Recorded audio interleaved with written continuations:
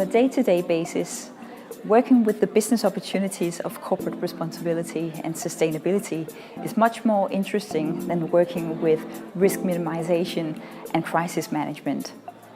And in many cases, an increasing number of companies are exactly working with the business opportunity and potential of corporate responsibility and sustainability. The paradox, however, is that companies that are indeed working proactively with this agenda, they're the ones who are particularly vulnerable to media attention and criticism.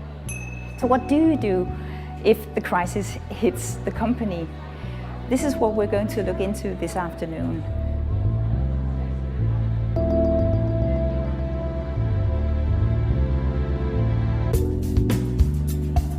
In Dell, we are very committed to sustainability seriously at every step of our value chain.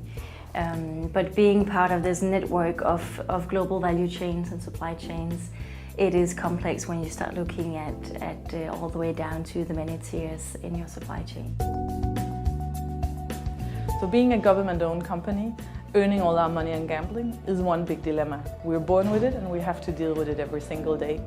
One of the key things is to be very open and transparent. So we are that in all our communication and actually bring these dilemmas of ourselves for debate and discussion, because there's no clear answer and it's difficult to find that line on how far our responsibility goes.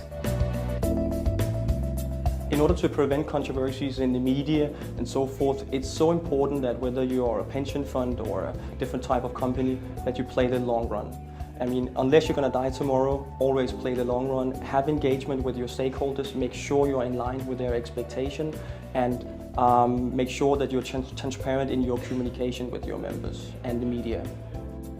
We have really started now to open the black box, or the engine room of how we do things, and be much more transparent and let our customers see how we do things, get insights into our audit results and data, and also invite customers now to visit our suppliers in China.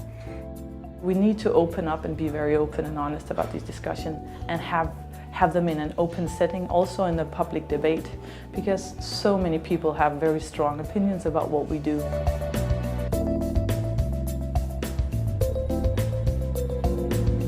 Don't try to hide, come out and tell your side of the story as well.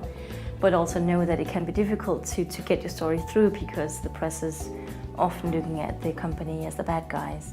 I think it's fair and square to question what we do and have that open debate. So instead of being frustrated about it, we try to be proactive and open about it instead.